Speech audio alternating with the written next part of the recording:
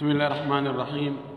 الحمد لله رب العالمين، وصلى الله وسلم وبارك على نبيه الأمين وعلى آله وصحبه ومن تبعهم بإحسان واستنى بسنتهم وسلك طريقهم إلى يوم الدين.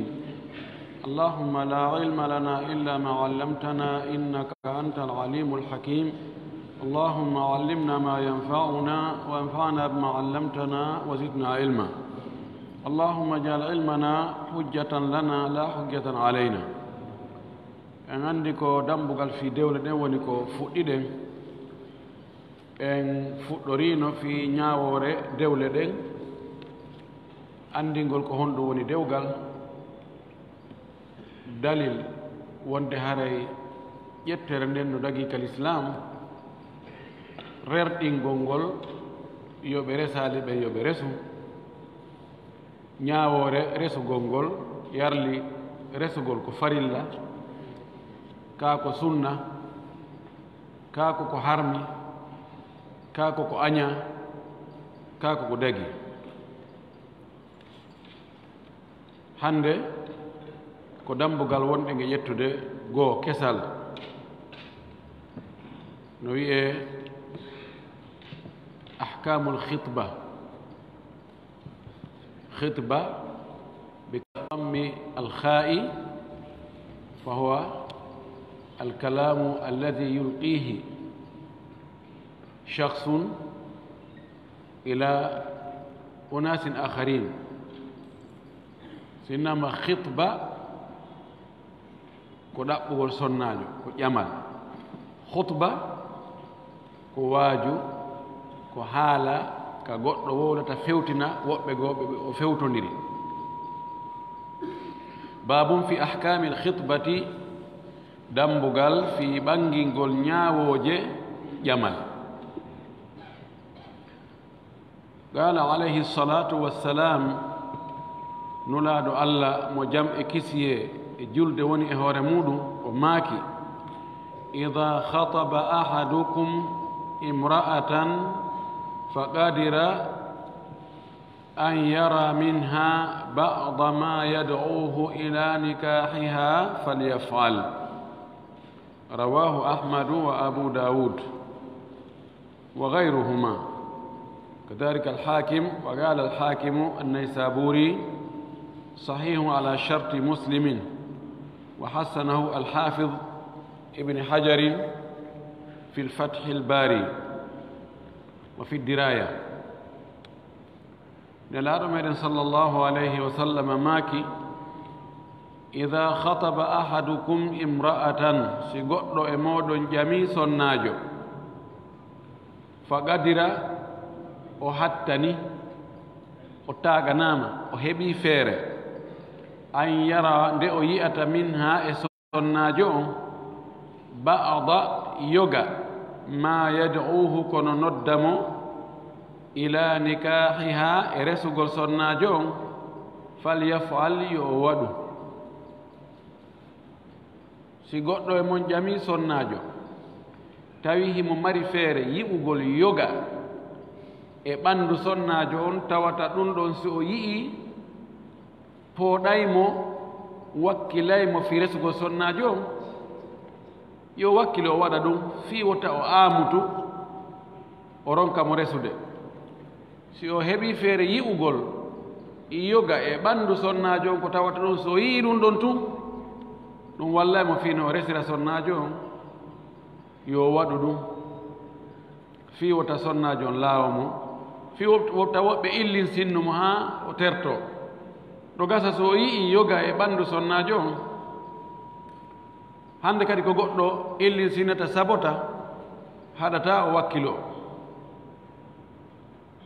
wa fi hadithin akhar, e hadis goɗɗo goo, nelaaɗo maakani wonɗo e jamude on: unzur ilayha, ndaarumo,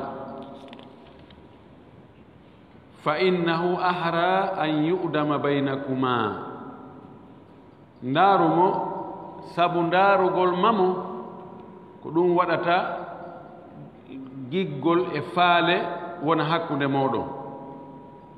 oɗo hadis kadi ko imamu Nasa'i e Tirmidhi e Ibnu Maaja e Ahmad woni ko fillimo.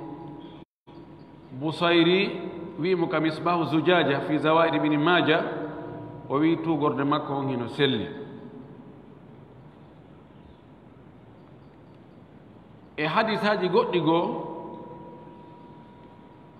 tindinɗi ɗum ɗo o wi fa dalla dhalika ɗum ɗo tindini ala al idni e dungaye newnugol fi nadari ila ma yadharu ndaarugol kono feeña min al makhdubati immorde e ƴameteeɗo on galiban ko ɓuri ɗuuɗude kon ko tawata ko heewi kon ɗum feeñay e ɓanndu sonnaajo,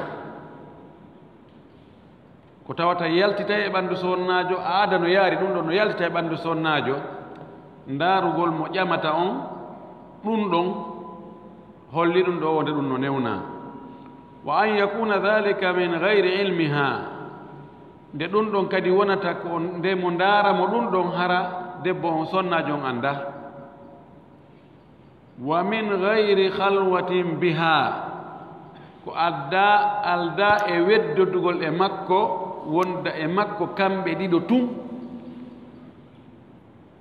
Qala al fuqaha'u, famɓe ɓen ɓe wi karama ko ɓen, wa yubahu liman arada khitbata imra'atin, no daginana wonande faalaɗo ƴamugol sonnaajo, wa galaba ala dhannihi ijabatuhu, fooli e sikke makko ɗen, o sikki ha o ɓatti fellutugol wonde o jaɓante ko o tori kon o okkete sonnaajo on, no daganimo nadara ndaarugol ma yadharu kono feeña galiban ko heewi kon, ko heewata yaltutugol e sonnaajo kon, bila khalwatin ko alda e weddudugol e makko, in amina min alfitnati, si o hoolike hoore makko e fitina. So tawi ɗum ɗon defoytamo ndaarugol haa yanoya e ko ndaari kon, haray himo newnana ɗum, intaha o wi haala ka o eggi kanko ɗo haadi. Wa fi hadithi Jabirin, ari hadith mo Jabir ibn Abdillahi filli, fa kuntu atakhabba'u laha, mi wonino miɗo soomanomo, miɗo suuɗomo. Takhabba'a ko suuɗagol, miɗo bakitantonomo. Hatta ra'aytu minha, ha mi yi e makko, ba'da ma da'ani, yoga ko noddimmi, ila nikahiha, faade e resugol mo. Fa dalla dhalika ɗon ɗo tindini ala annahu la yakhlu biha, wonde kanko ƴamowo on o weddota ƴameteeɗo on. Wala takunu hiya alimatan bidhalika, taway sonnaajo ƴameteeɗon kadi o annda wonde o ƴamowo mo no ndaarudemo.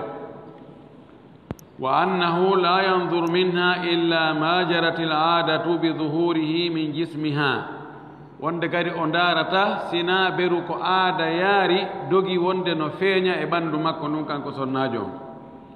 Wa anna hadhihi rukhsata, wonde nde neweende ɗo, tahtassu no hertora biman galaba, wonande on fooluɗo ala dhannihi e sikke muɗum, ijabatuhu jaabegol mo, nootegol mo ila tazawujiha e resugol sonnaajo on, ko tañƴiniɗo ha ɓatti fellutugo wonde ko so ƴami o sonnaajo ɓe jaɓay. Fa in lam yatayassar lahu nadaru ilayha, si tawi newanaaki mo kanko gorko on ndaarugol o sonnaajo yi'ugol mo, ba'atha ilayha, o imminay e sonnaajo on imra'atan sonnaajo goo, siga tan hara ko hoolaaɗo, tata'ammaluha, on ɗon sonnaajo yaha tasko sonnaajo ƴameteeɗo on. Thumma tasifuha lahu, refti on sonnaajo nelaaɗo arta sifitano nelɗo mo on fi o sonnaajo mo o yahi o ndaaroy. Lima ruwiya, sabu ko filla kon, anna annabiya, wonde nelaaɗo Allah on sallallahu alayhi wa sallam, ba'atha, o imminino umma Sulaymin, o sonnaajo yumma Sulaym, tanzuru, himo ndaara imra'atan sonnaajo goo mo o faala kanko nelaaɗo ƴamugol. o yi'aali sonnaajo on o immini ummu sulaym yo yahu a ummu salimi tañini ummu sulaym yo yahu ndaranamo sonnaajo on ara sifanomo rawahu ahmad ko fillere son ko imam ahmad e addiyaul magdasi e tabarani hakim inni mo selli e sharti imam muslim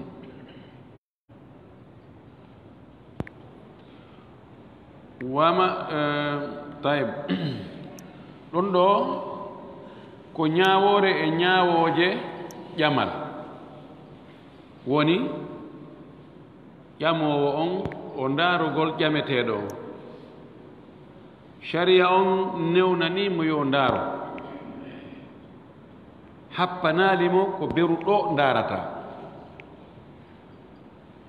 kala ko sharia wi'i ya waɗu happanaalima ko jelu ko haa honto iwi honto heɓi honto maa ko laabi jelu ko aada on yiltete e muɗum aada on ñaawata ɗum ɗo ko aada dogi kon ka yimɓe tedduɓe yimɓe hersooɓe yimɓe jogiiɓe makko bayagal yimɓe jogiiɓe limanu ko ɓe ndaarata kon e sonnaajo ko beru ɗum ɗon dagani oɗo ƴamowo ka o ndaara mo o ƴamata on haala ɗuuɗuka ka karamokoɓe no ɗo ɓe wi'i ɓurɓe ɗuuɗde ɓen e maɓɓe ɓe inni no dagani mo ndaarugol yeeso sonnaajo on eno wano falawal junngo makko ngon haa e wano belerru makko ndun ley